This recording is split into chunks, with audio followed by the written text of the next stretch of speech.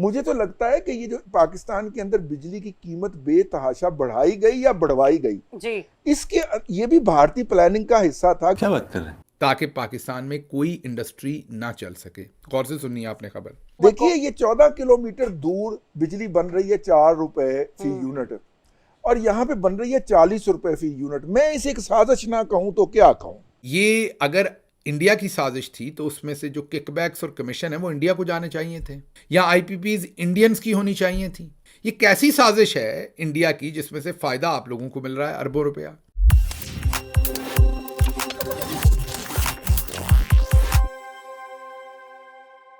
नमस्कार दोस्तों, स्वागत है आपके अपने चैनल पर। दोस्तों, पाकिस्तानी चरसी चाचा का कहना है कि पाकिस्तान में जो बिजली की किल्लत पैदा हो गई है उसके पीछे भी भारत का हाथ है, मतलब हद है। आखिर ये चरसी चाचा कैसी कैसी बकवास कर रहा है, देखिए आगे इसी वीडियो में।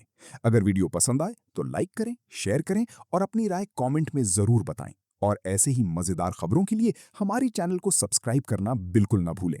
फिर मिलेंगे अगले वीडियो में, तब तक के लिए धन्यवाद। जय हिंद, जय भारत। अब तक, आज के दिन तक हाँ जी, भारत की ये डिप्लोमेसी और उसकी ये स्ट्रेटजी रही है। मैं आपको गुजारिश करूंगा अपने नाजरीन को कि 2007 के अंदर एक फिक्की ने रिपोर्ट बनाई थी, federation of Indian chamber of commerce and industry, FICCI, FICCI। अच्छा, वो फिक्की रिपोर्ट और पाकिस्तान आप गूगल कीजिए, उसके अंदर वो रिपोर्ट पढ़ के आपकी आंखें खुल जाएंगी।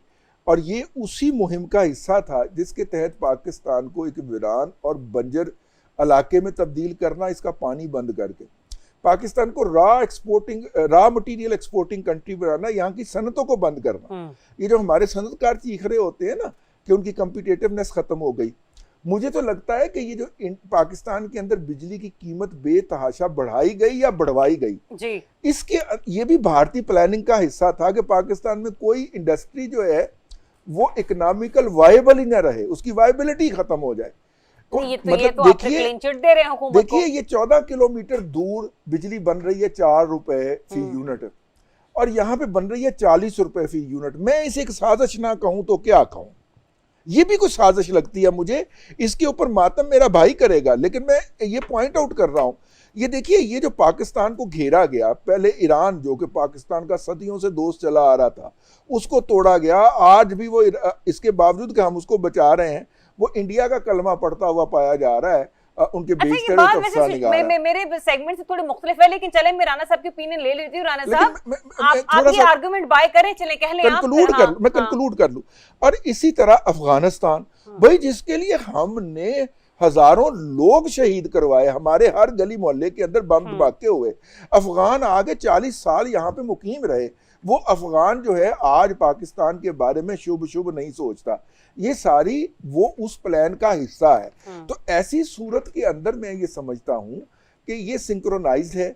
हमने गल्फ के अंदर कुछ दोस्तों को नाराज भी किया है। अगर बहुत सारे दोस्तों का दिल जीता है जी, ये उन दोस्तों की नाराजगी भी हो सकती है। कि मुझे लगता है कि ये जो पाकिस्तान में बिजली की कीमत बढ़ी या बढ़वाई गई, इसमें भारतीय साजिश है ताकि पाकिस्तान में कोई इंडस्ट्री ना चल सके। गौर से सुनिए आपने खबर। हमसे 14 किलोमीटर दूर 4 रुपए फी यूनिट बिजली बन रही है और यहाँ 40 रुपए फी यूनिट बन रही है। 40 नहीं, असल में 54 रुपए कम अज़ कम, और ये 80 रुपए तक भी जाती है, डिपेंडिंग आप कितनी यूज़ करते हैं। फिर मैं इसको साजिश ना कहूँ तो क्या कहूँ। मुझे बिल्कुल साजिश लग रही है। हमने गल्फ़ के अंदर कुछ दोस्तों को नाराज़ भी किया है। ये उनकी नाराज़गी भी हो सकती है। रिजवान रज़ी, ये मरियम नवाज़ के रज़ी दादा हैं। कौन लोग हो तुसी? सीधा सीधा मामला है कि पीपल्स पार्टी ने और नून लीग ने आईपीपीज लगाए, बिजली पैदा करने वाले प्राइवेट कारखाने जो बहुत महंगे दामों लगाए और जो आलमी मार्केट में कीमत थी उससे दुगनी चौगनी कीमत के ऊपर लगाए। ये अगर इंडिया की साजिश थी तो उसमें से जो किकबैक्स और कमीशन है वो इंडिया को जाने चाहिए थे, या आईपीपीज इंडियंस की होनी चाहिए थी। आईपीपीज तो सलमान, शहबाज और दूसरों की हैं। ये कैसी साजिश है इंडिया की जिसमें से फायदा आप लोगों को मिल रहा है अरबों रुपया। तकरीबन कोई मेरा ख्याल 30 बिलियन डॉलर की टोटल इन्वेस्टमेंट होगी जिसमें आईपीपीज लगे होंगे टोटल, और उसमें बैंक का पैसा भी होगा। $7 बिलियन सालाना ये लेके चले जाते हैं। अब सोचिए, तो 1-2 साल में इन्होंने पैसे अपने पूरे कर लिए और मौदे इनके 50-50 साल के हैं। तो कौम को तो लूटा इन्होंने, गरीब को लूटा बेसिकली। लेकिन आप इसको ढिठाई कहें, बेशर्मी कहें, इसे इनकी कम अकली कहें, जो भी कहना आपने, कि पता होते भी कि ये हमारे मालकान ने किया, शरीफ खानदान खा रहा है इसमें से पैसा, इसमें जरदारी खानदान है, उनके इनके दूसरे लोग जो हवारी हैं वो खा रहे हैं, या उन पर इल्ज़ामात हैं कम अज़ कम कि वो खा रहे हैं। वो कह रहे हैं कि ये इंडियन साजिश है, ये इंडिया पे डाल रहे हैं। इंडिया ने कहा था कि इतनी महंगी बिजली घर अपने यहाँ लगाएं।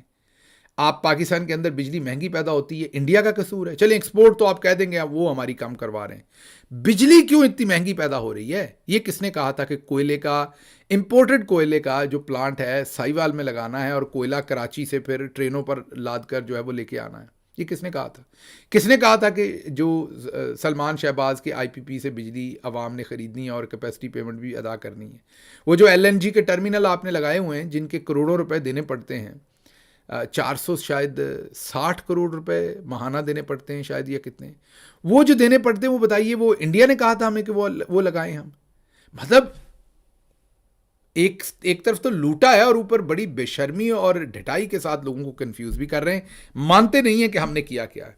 ज़ुबैर साहब, आपसे बात का आगाज़ करती हूँ। ये अगर आप बता पाएं कि बार बार जो हुकूमत है वो ये क्लेम कर रहे हैं कि हम सिर्फ काफ़ी नहीं बल्कि उससे भी ओवर एंड अबव जाकर हम आवाम को रिलीफ देने की कोशिश कर रहे हैं, कि हमने एक बहरानी कैफियत मुल्क में बचाई जो कि इंडिया बांग्लादेश में जो है वो नहीं बचाई जा सकी और वहाँ पर एक तेल का बहरान पैदा हुआ। तो वो कहते हैं जब आप लोग तनकीद करते हैं तो आप इस बात को क्यों मरहून खातिर नहीं रखते कि यहाँ पर कम से कम बहरान तो उन्होंने पैदा नहीं होने दिया। इस पर वो कह रहे थे कि हम तो बाकायदा मतलब एक शाबाशी और एक्नॉलेजमेंट डिजर्व करते हैं। ये पाकिस्तान की ये जो प्रो गवर्नमेंट टेलीविजन चैनल्स है ना, सिर्फ इसमें बहरान दिखाते हैं। एक बड़ी सिंपल सी हकीकत है, पाकिस्तान में जब से ये वॉर शुरू हुई थी तो पेट्रोल की कीमतों में 56% इजाफा हुआ है। इंडिया में जीरो कोई इजाफा नहीं हुआ। जो प्री वॉर पेट्रोल की प्राइस थी वही आज पेट्रोल की प्राइस है। तो आप मुझे बता दें कि बहरान कहाँ है, लोगों की जेबों से पैसे कहाँ निकल रहे हैं, इंडिया में, बांग्लादेश में या पाकिस्तान में? और 56% ज्यादा जब हुकूमती वज़रा इस चीज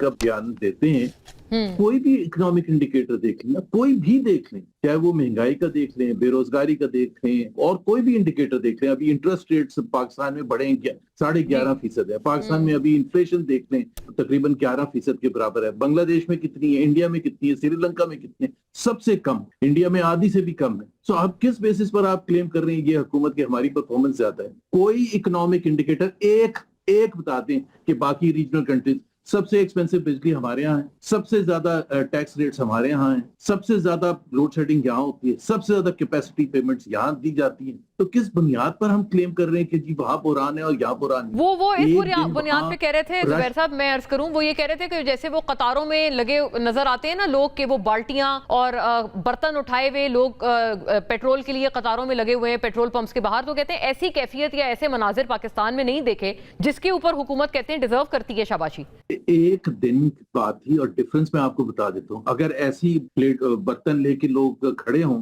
तो वहाँ IPL हो रहा है, इंडियन प्रीमियर लीग जी, और पाकिस्तान में PSL हो रहा था इसी दौरान, दोनों एक साथ शुरू हुए थे। वहाँ 70-80 हजार लोग हर मैच में आते थे। खत्म, bye bye, tata, goodbye, गया।